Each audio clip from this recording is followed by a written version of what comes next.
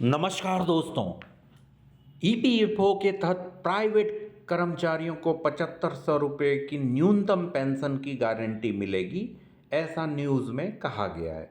EPF minimum pension निजी क्षेत्र के कर्मचारियों के लिए कर्मचारी भविष्य निधि संगठन ईपीएफओ के तहत न्यूनतम पेंशन बढ़ाने की मांग लंबे समय से की जा रही है। भाजपा सांसद बसवराज बोम्मई की अध्यक्षता वाली श्रम संबंधी संसद की स्थायी समिति ने सिफारिश की है कि केंद्र सरकार कर्मचारी भविष्य निधि संगठन ईपीएफओ में अपनी कर्मचारी पेंशन योजना ईपीएस के तहत दी जाने वाली न्यूनतम पेंशन राशि 1000 से बढ़ाए। हुआ है ये कि 2014 से केंद्र सरकार ने न्यूनतम पेंशन 1000 रुपये प्रति माह तय कर रखी है। न्यूनतम पेंशन बढ़ाने की मांग। हालांकि ट्रेड यूनियन और पेंशन भोगियों के संगठन लंबे समय से मांग कर रहे हैं कि न्यूनतम पेंशन को बढ़ाकर कम से कम 7500 रुपये प्रति माह किया जाए, और ये मांग रखी गई है।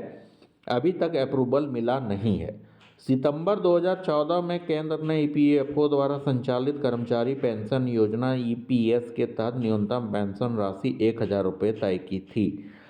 ईपीएफ के तहत कर्मचारी अपने मूल वेतन का 12% प्रोविडेंट फंड में जमा करते हैं, जबकि नियोक्ता भी उतनी राशि योगदान करते हैं। नियोक्ता द्वारा किए गए इस योगदान में 8.33% ईपीएस में जाता है और 3.67% ईपीएफ खाते में जमा होता है।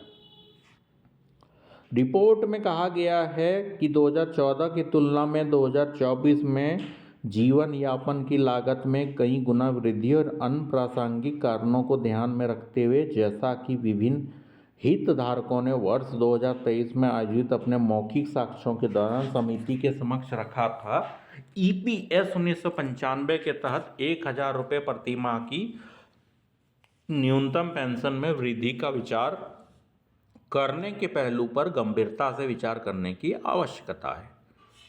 समिति ने कहा कि वित्तीय इन्फ्लेशन के बावजूद मंत्रालय ईपीएफओ को प्रभावित पेंशन भोगियों और उनके परिवार के सदस्यों के व्यापक हित में इस काम को तत्परता से करने की आवश्यकता है। यह देखते हुए कि योजना का तीसरे पक्ष द्वारा मूल्यांकन किसी शुरुआत के 30 वर्षों के बाद किया जा रहा है, समिति ने सिफारिश की कि यह काम एक निश्चित समय सीमा के भीतर वर्ष 2025 के अंत तक पूरा किया जाना चाहिए, ताकि योजना की प्रभावशीलता, स्थिरता और आगे सुधार की गुंजाइश आदि का आकलन किया जा सके। Thank you.